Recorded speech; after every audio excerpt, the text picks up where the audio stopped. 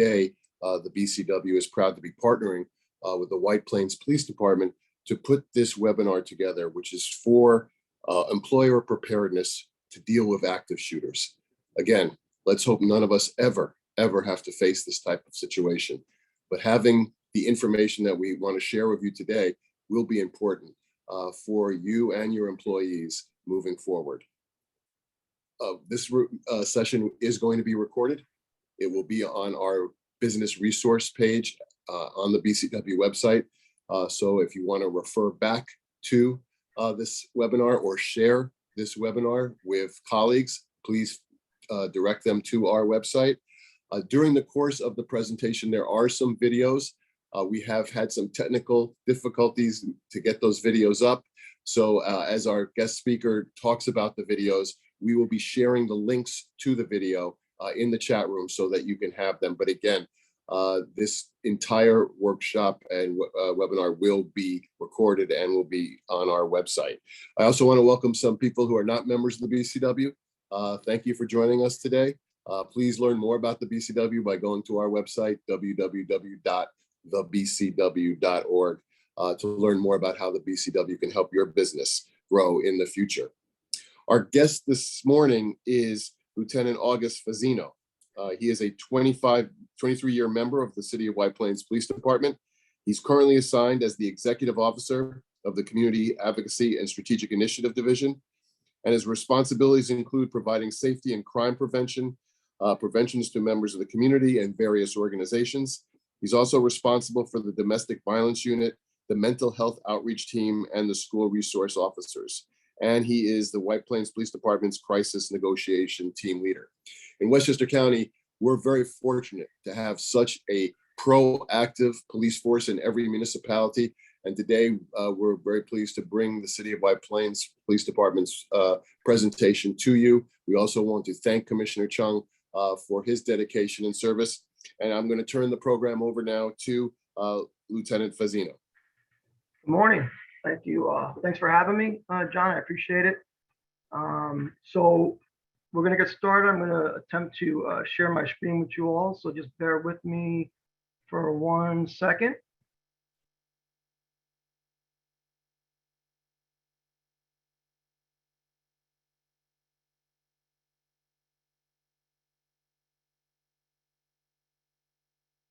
Okay.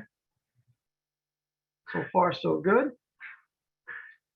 So before I start, again, I just want to thank everyone for the invitation to be able to come talk to you all. It is a serious topic, hopefully something that we never have to deal with. And again, what we're going to talk about today is really just recommendations, best practices that we've seen over time. We can't really dictate when an actual situation occurs. Human nature is what it is. So again, these are recommendations for you, your families, just things to think about, options of what you can do if a situation does arise. So again, just keep that in mind. If there's any questions, you can put them up in the chat, and we'll get through what we can. Yeah, August, before you start, I just want to, it was my fault. I should also have mentioned that if we do have time, we will want to get your questions. So please put your questions in the chat box. And once the presentation is over, we'll try to get to as many as possible. Thank you. Okay. All right. So we're going to roll through it. Some of the stuff we're going to go through today, again, we're going to do a little kind of a brief history on active shooters and situations.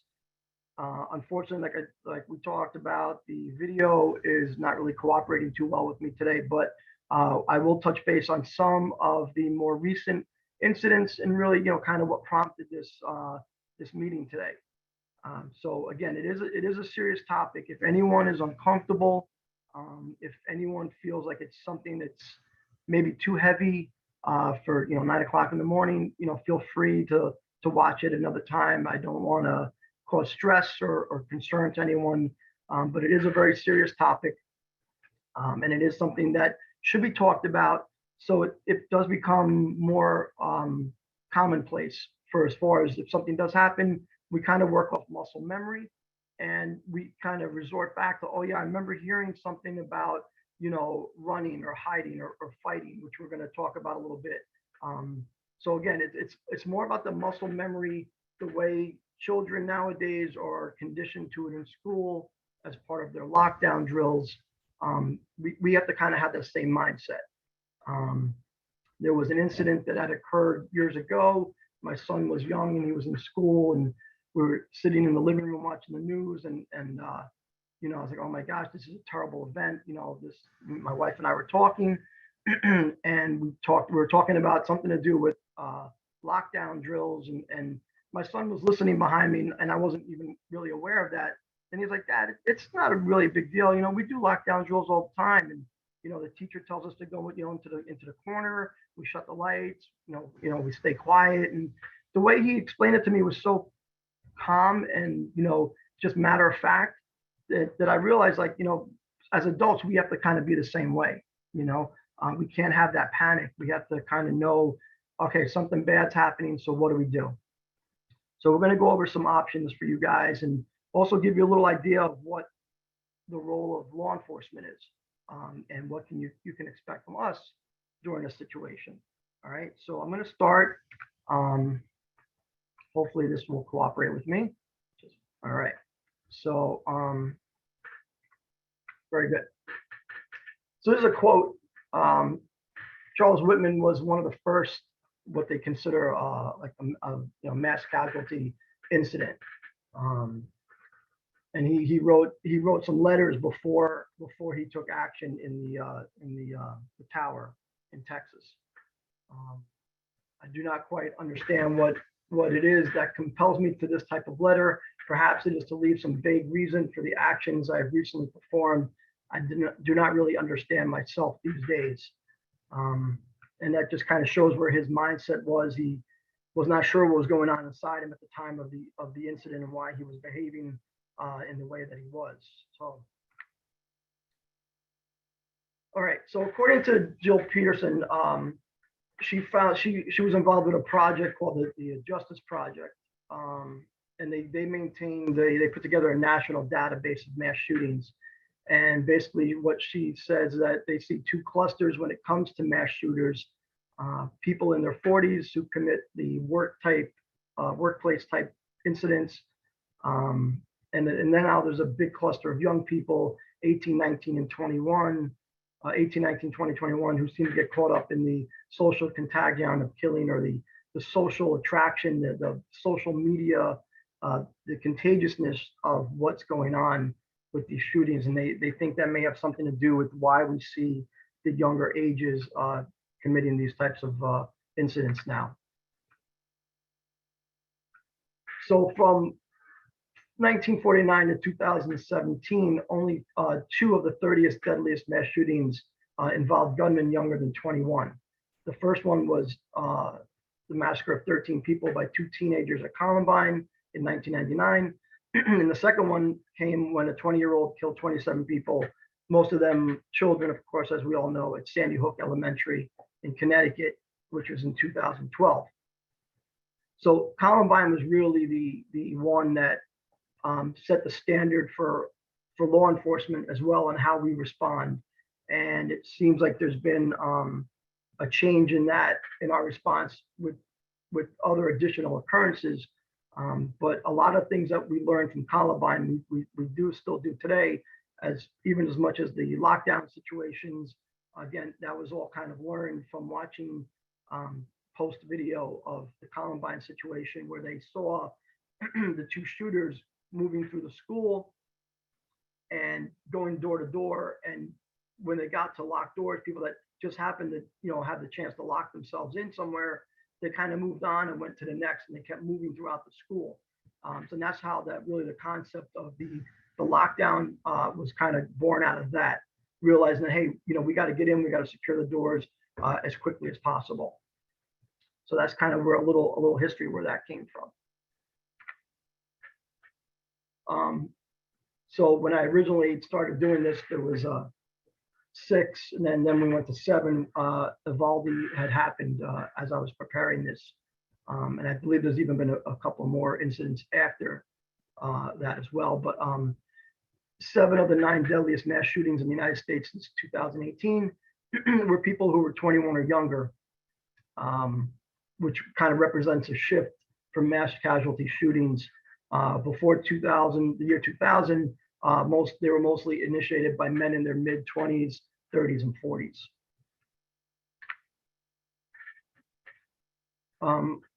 So Jill Rathis is a therapist. She does youth counseling and adolescent and young men, and she's seen a bunch. People tend to say, "Well, that kid, that person may be an issue. He's got some issues going on, this, that, the other." But so the interesting thing, she had a mother who was concerned about her son's behavior, and feared that her son would become a gunman. He did not. But there's vast differences between suicidal and homicidal behavior. And there is an overlap in some certain feelings that contributed to a growing number of acts of violence directed at self and others. And some of these things there's an incredible sense of aching despair plus hopelessness, and then the sense of lack of meaningful connections with people. And then there's access to the lethal means to actually carry out the event. So it's just not one thing that may show in a person, but there's a totality of things that can cause a person to act in a way that they do.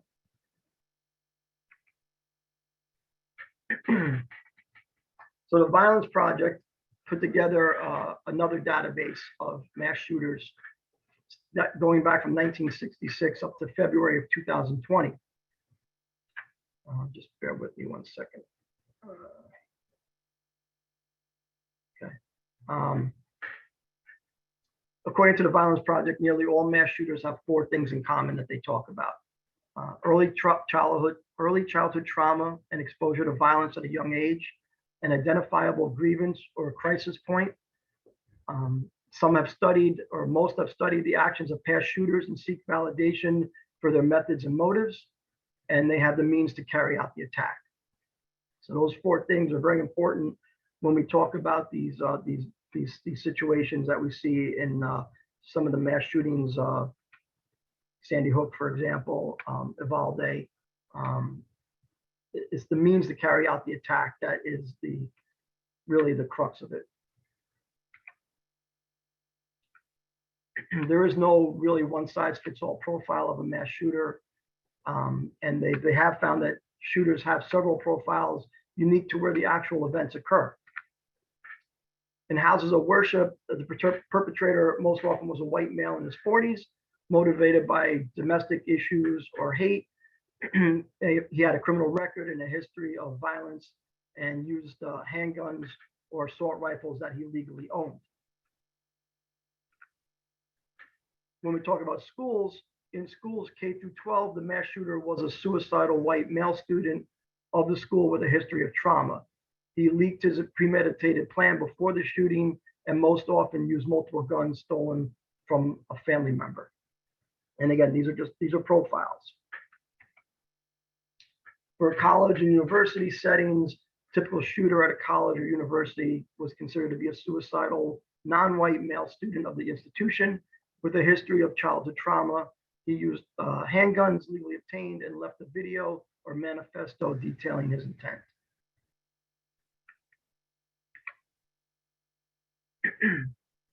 Before they carried out their crimes, more than 80% of mass shooters were in crisis, which is described by the Violence Project as a marked change in behavior that is noticeable to others. And that's kind of important because that, when we do behavioral risk assessments, that's kind of a key. And that's something that, we should all kind of take into consideration. If we know of a person or, and they may be struggling, going through a crisis, and you may see some of these warning signs. So it may not be just the fact that we're doing these presentations to prepare you for what if happen, what happens, but maybe also to prevent things from happening as well. So, keep some of these things in mind also. Marked change in behavior that is noticeable to others. Such behavior includes exaggerated emotional responses, an increased interest in violence, and signs of hopelessness. So these are some of the recent events that I had video to kind of show everyone some of the news clippings and stuff. So Sandy Hook obviously was horrible. It was a horrible incident. December 14th, 2012, Newtown, Connecticut, 26 killed and 2 wounded. And we had the Pulse nightclub in Orlando, Florida, June 12th, 2016, 49 killed, dozens wounded. And an interesting side note to Pulse. So we had an event here in White Plains. We had our it was like a National Pride Month a couple of months ago, and we had an event outside. And I happened to be doing some stuff online, and I noticed it was like an anniversary date. It was right on the anniversary date of the Pulse nightclub. And I was surprised to see, but there are still followers of that shooter. So when we talk about the contagiousness of these incidents, there are still people that follow these incidents, and that's why you just never know when the next one is going to be or where. So we talk about being prepared. Situational awareness is important because people do follow along, and these people do become, I don't want to say idolized, but they, people that have these thoughts and ideas, they do kind of look up to these people sometime, and it's a sickness, but I have no other way to explain it. But we also had the Mandalay Bay incident in Vegas in 2017, and this is an odd one because we don't really have much information on the shooter.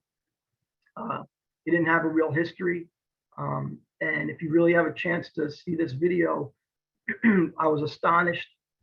He made multiple trips in and out of the hotel with luggage, multiple bags of luggage going up to the room over various days, where you kind of say to yourself, well, how did no one see this? How did no one say anything?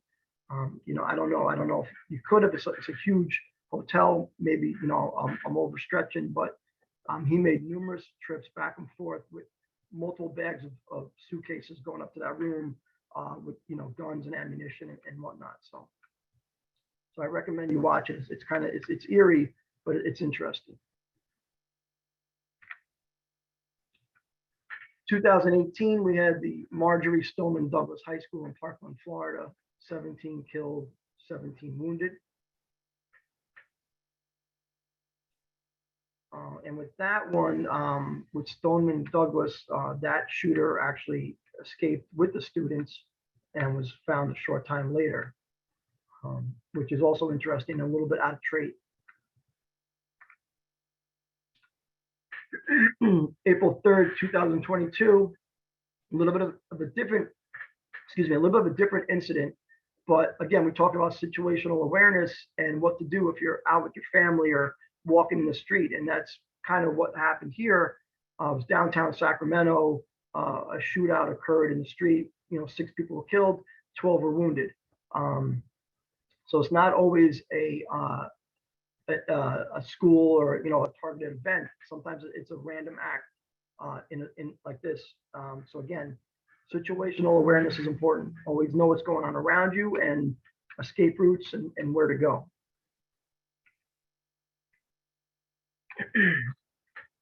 April 12th, we had the New York City subway incident.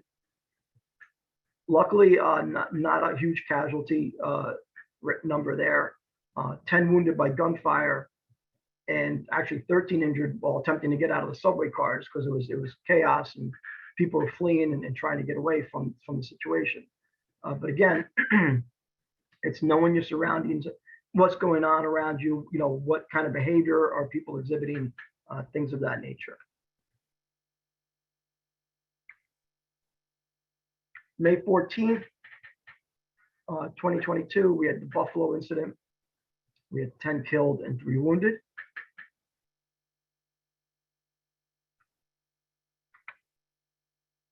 And then the last one on May 24th, the Uvalde incident in Texas, 21 killed, 17 wounded. So those are some of the more recent events that I wanted to kind of focus on and bring your attention to. And again, I apologize for not being able to get my videos to link appropriately.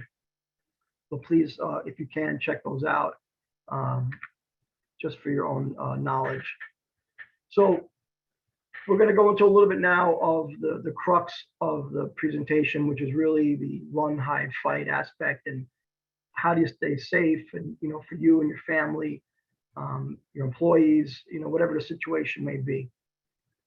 When we talk about an active shooter, what's important to understand is that their goal in any active shooter situation is to cause, and it sounds horrible, I apologize, not even 9:30 in the morning, but to cause as much death and destruction in the least amount of time possible.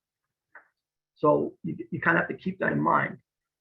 So everything you do in that situation is a matter of survival and how to buy time for law enforcement to arrive. The average active shooter situation, they say only lasts 480 seconds, which is minutes really. So and a lot of times they're over so quickly because either the perpetrator either sometimes runs out of ammo, has a malfunction, or they take their own lives before police get there, or police respond and they take out the shooter. So, and we'll talk a little bit about that as we get to it. But so definition, it's a very simple definition. Active shooter research often demonstrates that these attacks are dynamic and unique events with statistics offering no single profile of an active shooter, which is kind of what we covered a little bit in the beginning. The Department of Homeland Security defines an active shooter as an individual actively engaged in killing or attempting to kill people in a confined and populated area. So with that, keep in mind, again, it's the most amount of destruction and death in the least amount of time possible.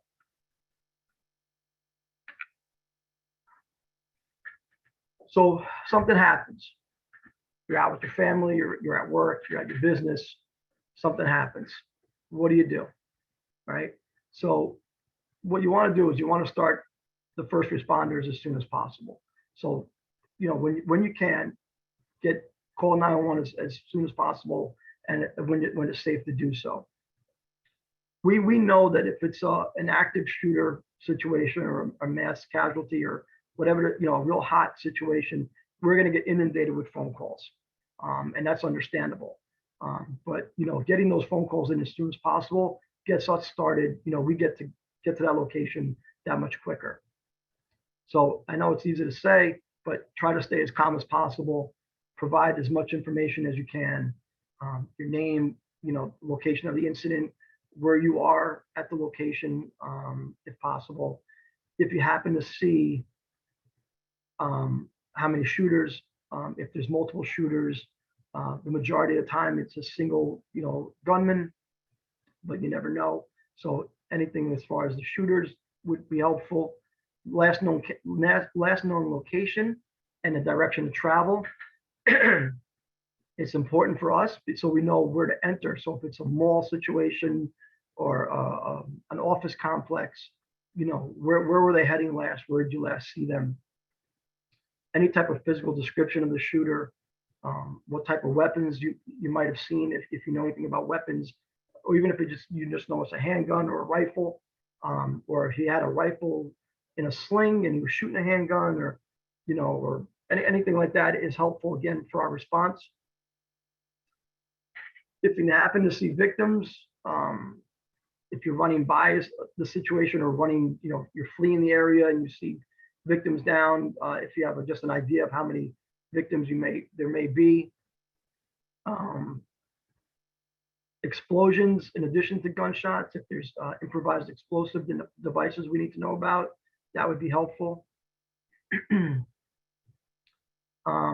And then also if there's any, in that location, if there's any armed security or off-duty police officers that you know of that may be employed, so we know that we don't mistake them as a threat. when we get on scene. Any questions on that? I normally it's in an open room. I can field questions. So if there's any questions, John, if you're Yeah, fielding questions. right now, again, folks, we're sorry about some of the technical issues we're having, but please put your questions in the Q&A box, not the chat room, the Q&A box, and we will get to them as soon as the presentation is over. So we might go back to this, Gus, once we're done. Okay, thank you. And guys, you just have to bear with me on this. I'm not a Zoom expert by any means, so I apologize. I don't have a whole lot of experience on the Zoom side of things, but I'm working through it. So just bear with me. So, like I said, we're going to talk a little bit about the run, hide, fight aspect. And I'm sure most of you, if not all of you, have heard this before. It's not anything really new. The idea of the run, hide, fight is it's a suggestion or a recommendation. I can't dictate how you're going to act in a situation, but it really comes down to survival and what you feel comfortable doing. So I'm not saying you have to do anything. You do what you wish to do. These are just merely recommendations for you and your families to consider if something does happen. So during the crisis, remember your response options. Each should be understood and considered as an option, as each situation is different. In other words, you may not be able to run, but can follow your location's lockdown procedures, hiding yourself in a safe location. Or you may only have the option of confronting a shooter, depending on where you are when the situation occurs. So, when we do the lockdown drills in the school, it's nice and organized. And most of the time the kids do a great job. It's really no issues. But what we've started to do now is vary where the threat is when we run these drills. So maybe a class that normally is used to going into their classroom, maybe they can't get to their classroom because the threat's in that side of the building. So now they have to think of another option, go to another classroom, or maybe they go, they go out the doors, or they, if they're on the playgrounds, they stay outside, they go to a safe location, because obviously you don't want to re-enter not knowing where the threat is. So there's things to consider with each of these aspects as well. So there is no specific order. And again, you're gonna have to make your own decisions, your own choice in a situation.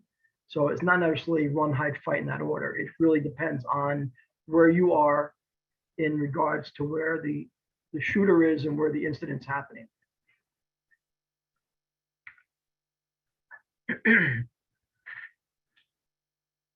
When we talk about running, basically it's evacuate the building immediately if you can do it in a safe manner. Try not to carry any personal belongings with you. Avoid elevators and escalators if possible. If you're located in a high-rise building and the shooter is below you, you want to go up as many floors as possible. Once you're in a safe area, secure the location and move away from the entranceway to a more secure location. If the shooter is above you, you want to go down and out of the building. All right. When evacuating in the stairwells, try to stay pressed to the wall to allow responding officers room to ascend quickly and safely. Tell others you encounter to leave as well, but do not stay and convince them. Right? If they don't want to run, don't waste your time, trying to drag them out or try to commit. Just go. Again, it's about your safety. If they choose to stay, due to panic or uncertainty, don't risk your life trying to get them out. And that's really the run aspect. It's nothing more than that. Pretty simple. The hide aspect is it may be a little more involved. All right, if you're gonna choose to hide, depending if you can't get to an egress, depending again where the incident's occurring, if it's possible to do safely, move to a designated secure area of the building and it's recommended to identify these locations beforehand. So even in like your workplaces, you know, kind of get an idea like, hey, if we can't get out of the building, where do we go? Where does the staff go? How do we lock down? How do we lock down offices? You know, how do we lock down storage closets? What do we do? What's our plan? So really, it all comes down to training and knowing what to do when something. So you're not really thinking about it. You just know this is where we got to go, and this is how we lock it down. Always know, you know, what the best. You want to have a solid walls. So what we talk about here, locate areas of ballistic cover, not just concealment, because cover will stop and slow the bullets, whereas concealment really doesn't. So you want to have walls, maybe not sheetrock, maybe concrete walls of some sort, something that really will give you that protection. You want to lock and block the doors with the large, heavy objects to make entry as difficult as possible. Use desks, tables, file cabinets, whatever you got with you in the room, put it in front of the door. Turn off the lights, find a hiding spot inside the room and remain quiet, and make sure you silence your phones. All right. Now, once you're in there, for whatever reason, if the door doesn't secure properly, or if there's a way to overcome that locking mechanism, look for improvised weapons in case the shooter does enter, right? Because now it's a last resort situation, and be prepared. Lastly, be prepared to wait for police arrival and entry. And we'll get to that when we get to the police response section. So if you have any questions on any of that, feel free to put it up in the Q&A section.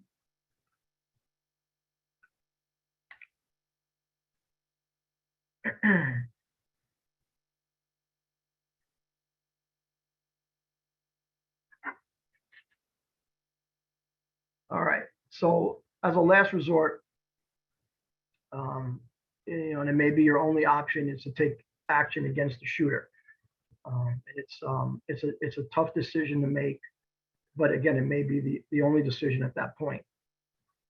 If you do make that determination that you're going to fight the aggressor, attempt to quickly overpower the individual with force in the most violent manner possible. Right? We can't really sugarcoat it any other way. You know, you're not fighting fair. You know, you're fighting to go home to your family or to protect your family. So if available, use improvised weapons, whatever you have to. Scissors, coat racks, break the leg off a table, use a chair, whatever, fire extinguisher, whatever you have at your disposal, you're going to want to use. If you're with other people, try to work as a collective group to overcome the shooter, but don't necessarily count on those people to help you, because again, we can't dictate human nature, right? We don't know how someone's going to react in a situation. So if you can get someone on board to help you out, great. Otherwise, just, you know, you're gonna have to do what you have to do.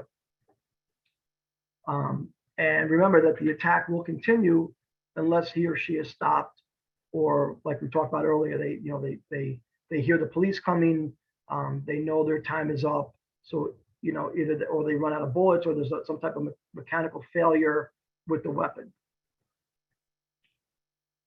And lastly, which I thought was interesting when I was putting this together, you want to be careful if the attacker has a firearm and you take it from them, you disarm them, you don't want to have it in your hands when we arrive. So you want to, if you incapacitate the shooter, great, you know, remove the weapon, put it in another location, try to get it away from the shooter as far away as possible. But you don't want to have it in your hands when we make entry into that room. And we'll talk about that as we get into the police response. So when we talk about police response, what you have to understand is, again, we've learned through situations starting from Columbine up, right? Columbine, the biggest takeaway was that they waited for, I believe, SWAT to respond, put together a team and all that, and it took time. It took time to make entry. So over the years since I've been on the job, we've changed our way of thinking of how we respond. At one time, it was right after Columbine, was okay. Well, that doesn't work, so let's put together a team of like 4 to 6 officers. And so all the patrol, whoever on in patrol goes to the area, and we make a diamond formation, and we go into the building, and we proceed in a diamond formation. That changed into more of a 2-man like or a V situation where we didn't wait for the necessary for the 4th person, but we'd have 1 or 2 man, and we go in as a team and go in. Now that's again evolved into first person on scene is supposed to make entry and go towards the sound of the gunfire. And that's really the key is the sound of the gunfire. Because once there is no gunfire, it kind of changes the dynamics, because now it becomes more of a slow and methodical search. And by that time, there may be other members of law enforcement showing up. Because we don't know now, is it still an active shooter? Because they're not really actively shooting. So is it a hostage situation? Is it a barricade situation with hostages? We don't know. So if there's no active gunfire when we get on scene, it does change the dynamics a little bit. But if there is gunfire, we're going to that threat. And our only goal is to take out that threat. We're not looking for wounded. We have to kind of bypass them. There will be triage teams coming in behind us, absolutely, to deal with the wounded. But really, the initial response is for the threat, and then everything else is secondary. So again, we're going to be looking at your hands when we're passing people. We know people are going to be running out. We know it's going to be chaos. We're watching hands. We're making sure you're not carrying anything. So please don't worry about carrying your cell phone or anything like that, packages, pocketbooks, anything that we may confuse as a weapon or a device. And don't try to run towards the police. Don't try to reach out to them. Just run by them. Hands up in the air, run by them. And you'll be other officers to meet with you as you come out, as more units are responding. And like I said, our primary mission is to neutralize the shooter. Understand that even if you're injured, officers may initially bypass you in order to contain the threat. Until they return, you can attempt to tend your own or others' injuries. Once evacuated, be prepared to be detained for further questioning. There's a lot of information we're going to have to gather. And it could take several hours for us to actually clear the area and find you. If you are hiding somewhere in a locked room, you may be there for a while, depending on the size of the location. So just be patient. Until contact is made, remain quiet and calm and alert. What we try to do, and maybe as businesses, you think about, okay, how do we know if it's really the police, right? So I would say maybe, I can't speak for everyone, but if you in your jurisdictions, maybe ask for an officer to come out and visit your establishment. Have an idea of, okay, this is our plan. So if we have to lock down, we would like you to, this is our script that we would like you to say. Or here, we have pass keys that we're gonna provide the police department to unlock our rooms, our offices, or we're gonna have a lockbox at the main entrance. So when the police make entry, they'll have a key, and then they'll find a member of staff, and maybe they can go around and unlock offices and say, this is the whatever police department. You had a lockdown situation. We are now making entry with a key. Some type of script, so that it's just not the bad guy knocking on the door saying, hey, it's the police department. So just keep that in mind as well. And that's pretty much it. There is a video I wanted to show called 480 seconds. I don't know if that's something we could do or not, but it does tie this whole thing in together. So, I don't know if we can do that now or not, but John, any thoughts on that, John? I don't think we're going to be able to do that just because of the, your setup where you are and ours. So, but we do have a series of questions. Okay, cool. So I'm going to get to those right now. Okay. And again, folks, we have a few minutes left. So please, if you do have questions, put them in the Q&A box. Is there any person that specifically does school shooting trainings that a school can arrange for all staff and administration? Again, it depends on the jurisdiction. Like, so for White Plains, I know it would be myself and there's another lieutenant. We go out and we do visits with the schools and we're involved with the lockdown drills. My school resource officers are heavily involved with the schools as well. So again, I can't speak for other jurisdictions, but that's something you'd want to reach out to the local jurisdiction and find out who is responsible for that. Okay, then in the same vein or line of questioning, what about, again, offices? I mean, one of the things we tried to do today to bring Lieutenant Fazzino to all of you is to begin to start the dialogue and to start thinking about what you and your employees have to do. We just talked about schools. What about public buildings and office buildings? Is it up to the management office or the property owner to arrange that, or can individual businesses bring in their local representatives from their local police department? Yeah, that, well, firstly, what I would recommend is come up with a plan, right? I don't think no police department is going to say, this is what you have to do. This is what we're telling you to do. It has to be something that really the businesses decide, and even the schools, for the same, and it's somewhat of the same vein, but even though it's a little more of a cookie cutter for the schools, but you want to have a plan that you're comfortable with, that you train with, that is your associates will be comfortable with as well. And then what we do, so like here in White Plains, we'll look it over, we'll make recommendations on things we may want to tweak a little bit, say, hey, we've seen that in certain situations, this may work a little better, something to think about. So we don't necessarily write the plan. It's really up to the businesses to write the plan, but we will help oversee it and help train it. And, we'll do scenarios, we'll do drills. So yeah, we are involved, at least here in White Plains. I can't speak for out of White Plains. Okay, and I think that's important for everyone to really focus on what the lieutenant just said. It's really sitting down and putting a plan together for this specific type of situation. We always encourage at the BCW for people to put their office contingency plans together so that staff always knows where to go to look for it. But this obviously has to be another component of that as well. Another question, are there electronic measures a business can use for communication and instruction to the staff and the police department in an emergency? Do you recommend keeping the business access doors locked at all times? Well, I guess it depends on the business, and yeah, schools operate in a lockdown situation where there should only be one entry point, and it should be monitored and access controlled.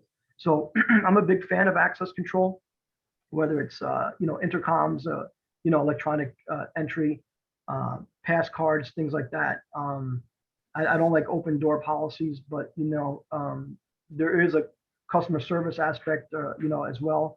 I do a lot of work with churches and synagogues, and they can't have that total lockdown feeling. So I think again, it's up to the business on what would be beneficial to them if they can still function in that type of situation with doors remaining locked. Then it's obviously safer. But yeah, there is access control. As far as communications, intercom systems are key. You want, if you have an intercom system, if you have room to room, like an intercom telephone unit that you can then make announcements. And when you do make announcements, you want to be kind of clear and concise. You don't really want to have codes and things that may be confusing, depending on situations. If it's a lockdown, you want to say, hey, we're in a lockdown situation.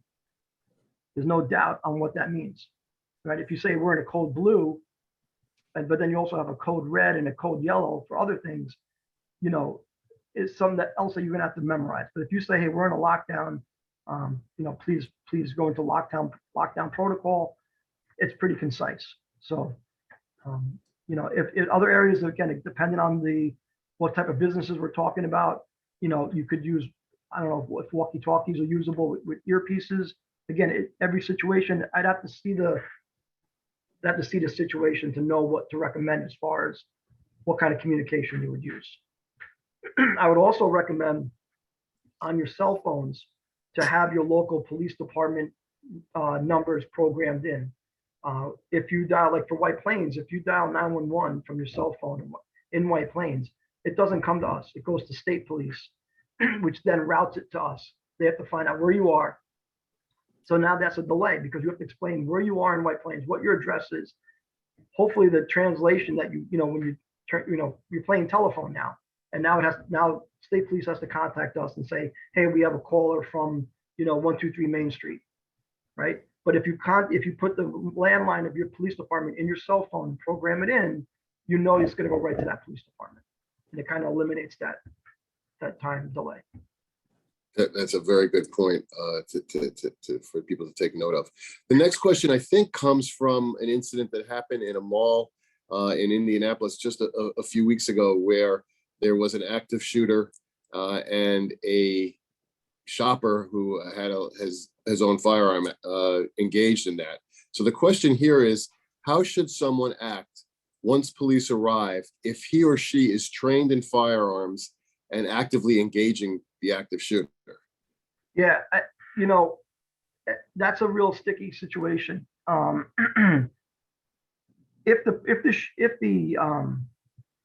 victim who has the concealed carry permit or the carry permit is engaging the shooter and they've already taken out the shooter, then the threat ceased at that point. So they should really not make sure. The important thing, like we talked about, is don't have the weapon in your hand when the police are coming through that door, because the police aren't going to know that, unless you're, it's a matter of nanoseconds. So if you're going to take what we call like police action for the most part and take out the threat, once the threat is eliminated, then the weapon should be put down on the ground and have your hands up like everybody else, and then we'll piece it all together after that.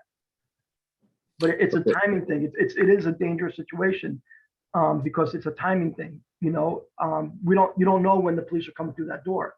But for the most part, if the shooting's going on and you're by the shooter, it's going to be before the police get there. So you may have a little bit of time to be able to do that. I'm just going through some more questions. Somebody just said, I think as a follow-up to that, on the ground or holstered. I guess that means if someone is using their own weapon. Yeah, which obviously as long as it's not in your hands. If you can have time to holster it. If you just put it on the ground in front of you, put it on the ground in front of you. And as the police are coming in, you explain who you are and what you did. And there'll be witnesses there as well. So you're not going to be the person's not by themselves. There'll be people to corroborate that story as well. Lieutenant, we've gotten a lot of questions in the chat, and obviously because it was such a horrific situation, and we're still learning so much more about what happened in Uvalde, and response and the issues or the lack of response that happened on the ground during that active shooting. Let me ask you this: obviously, as law enforcement from all over the country watched what happened, and quite frankly, what didn't happen, what are you and your teams learning from this that now are going to be helpful to you if, God forbid, a situation like that were to happen in White Plains? So let me preface by saying I don't know what happened there yet, and there's still an investigation going on. So we haven't learned anything yet. We're hoping that once it's all cleared and everything is out and documented, then we could start figuring out what was done right or what was done wrong. We don't know. I don't know. I don't have all the answers. I don't have all the information from that event. So it's kind of hard to make that determination. I think part of the problem was that press conference they held was a little premature. And I think some of the answers that the director of the Texas law enforcement, whoever that was, maybe was too quick to answer some of the questions without really knowing all the facts. Because I think they're still really piecing all the timeline together with everything. So I don't have all those answers yet, but we will learn from it if there is something to learn from. But I also know how we train here. And I know how we prepare the schools and that we're very much involved with the lockdown drills in all of our schools, private and public. And I think it really does all come down to the training. And like I said earlier, we don't know when the shooting stops, it's no longer an active shooter situation. It's now a possible hostage or a barricaded situation. So it does change the dynamics of things. And, the lives that were lost may have been lost within the first 5 minutes or 3 minutes. We don't really know when everything occurred. So until we have a timeline that's released to us from Texas, we really can't learn from it yet. We would love to. We take everything as a learning opportunity, because of course we don't want anything similar to that. But I know the way we train, and I know kind of what's expected of our officers. And again, I don't know where the breakdown there, if there was, I don't know. But it's gonna, hopefully soon we'll get some answers, and we can then kind of play it, take each section of it and break it down and see where the deficiencies were. Okay. This is going back to your suggestion about having the local number on the cell phone. So we have a lot of businesses from White Plains who are on today. Oh, great. Can you give the that number that they should program into their cell phone? Sure. For White Plains, it's going to be 914-422-6111. Maybe do that one more time. Yep. People pens weren't up. Yep. 914-422-6111. Okay. I want to go back to one thing that you said, because again, as we talk, and I go back to my days when I was the CEO of the American Red Cross in Westchester County, when we always were doing seminars on preparedness, especially in case of a fire, to have that go bag with things that you could grab and take out with you if you weren't going to be able to get back into your home. And what we found again was that denial was the biggest obstacle that we had. Folks just never thought it was going to happen to them. And again, as I said at the beginning of our program this morning, we're hoping that none of the type of scenarios that have been discussed today will ever happen in Westchester County or in your place of business. But to be prepared and to not deny that that this type of situation could happen is something that we really have to avoid. If a business, again, puts together their safety plan, let's just use White Plains as an example. They could reach out to you to come in and I guess even do an audit of that plan, and to, if there are holes in the plan, to be able to talk through them and try to correct them. If there are additions that have to be put in, to talk about them as well. Yes. Yeah, we definitely, we can do what I consider recommendations. I don't say you have to do X, Y, and Z, but this is what I can recommend X, Y, and Z. And if you choose to follow, you do. If you don't, you don't. And that's fine too.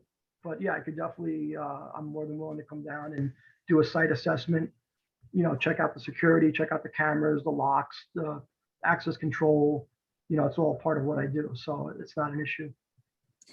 And again, if people are in office buildings, if they're not in their own standalone business, how does that work in terms of, do you coordinate that? If you see, what, this lock doesn't make sense, or there's an issue here with an entrance or an exit, can the property managers then be engaged in that as well? And yeah, normally if we're doing a site assessment of a complex, we would want someone from the building maintenance or facilities with us to kind of walk with us and understand, hey, this is a problem. If this door doesn't lock, this is a means of entrance for an unwanted subject. So yeah, we want someone from the building with us when we do it. Okay, and also the other issue is if the person requesting is just a tenant, we really need the business on board, the property owner on board to walk their property. They have to kind of buy into it as well. So again, this is going back to the putting the local police department's phone number on your cell phone, because I guess maybe we need to clarify this. So the question was, so is it quicker to call the police desk directly than 911? 911 on a cell phone is going to go to the state police, right? So I would say call so in White Plains, we have 3 or 4 call takers in our communications room. We have a 911 line, and we have, the same officer that's answering that phone is going to answer the 911 line or the 6111 number. It's the same person. So it's just a matter of how the phone rings, but it's the time delay. So it's quicker to call the direct line to us than calling state and getting transferred to us. That's the whole idea of programming it into your cell phone. I don't know if that clarifies it or not. It's the same room. All the phone lines are all answered by the same officers. It's just a matter, you want to save time and get help coming as soon as possible.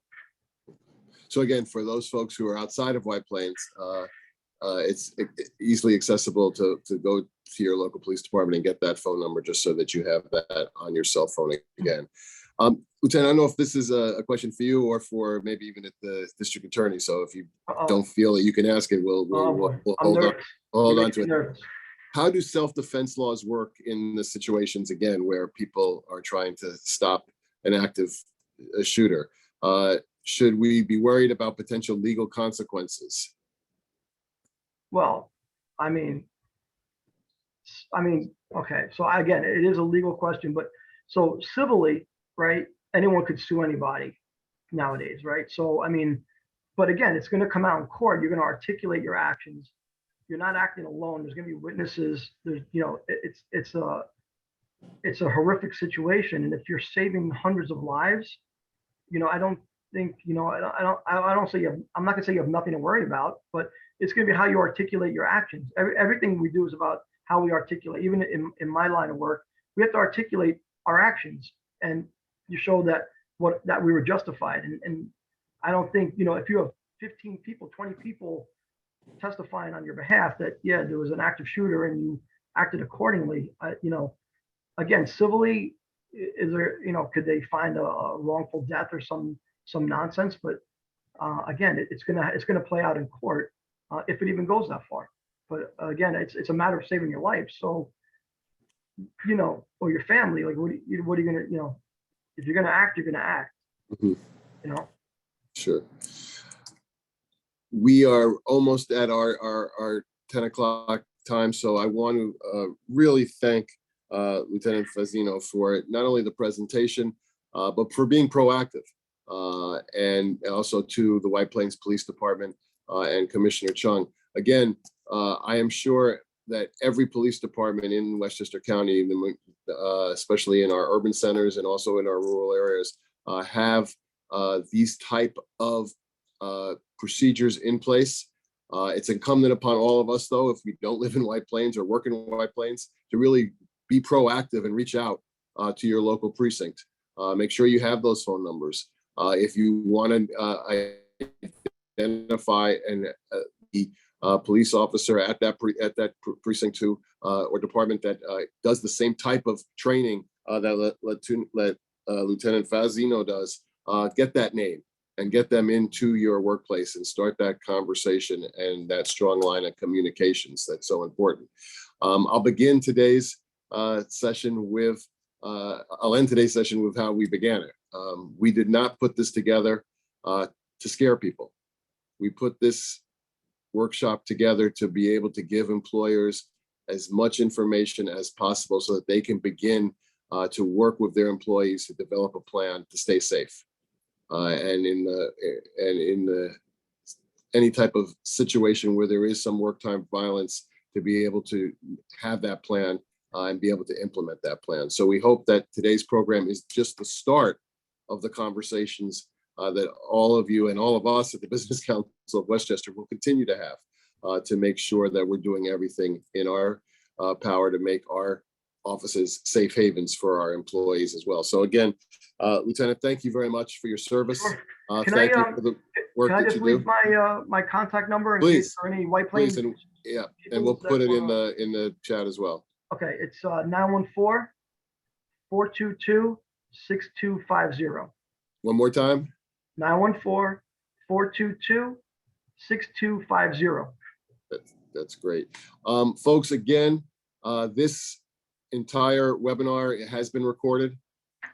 It will be on our business resource page tomorrow, and we'll stay there.